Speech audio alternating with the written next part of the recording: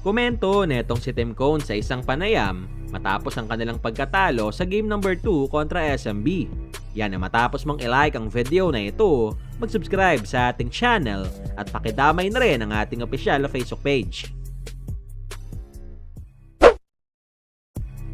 Nakaraang Miyerkules nga mga bolero, maraming TNT fans ang paniguradong natulog ng masaya matapos mauwi ng tropang 5G ang game number 2 sa kanilang best of 7 series kontra Meralco.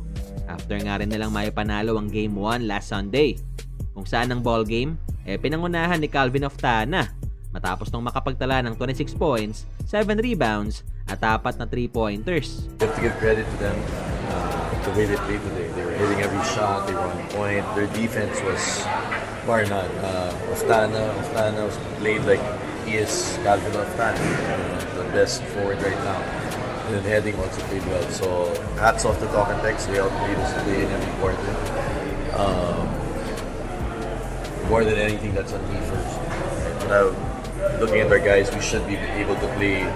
When they get to another level, we should be able to match that. And we didn't do that tonight. We didn't shoot the ball well. When I was 14, we only had 14 fouls. We got a lot of free throws.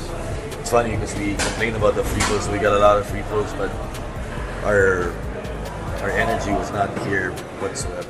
Pero sa kabila nga ng 2 straight victories para sa koponan ni Chot, sa araw na yan kabaliktaran ang nangyari para sa Barangay.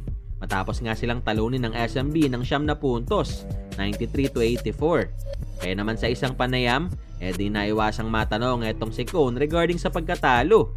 Kung saan dito, namin pa ni Coach Tim kung ano sa palagay niya ang naging rason ng poor performance ng kanyang koponan.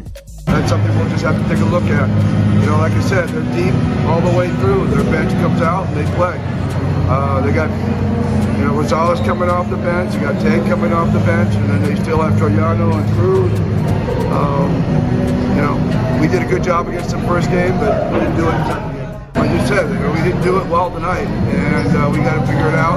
See if we can come out. Our bench did not play well tonight. Nobody from our bench played well tonight.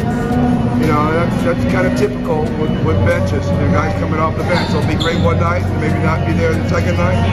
But hopefully they'll come back and we'll compete with them on the third night. It's a 7-game series, so.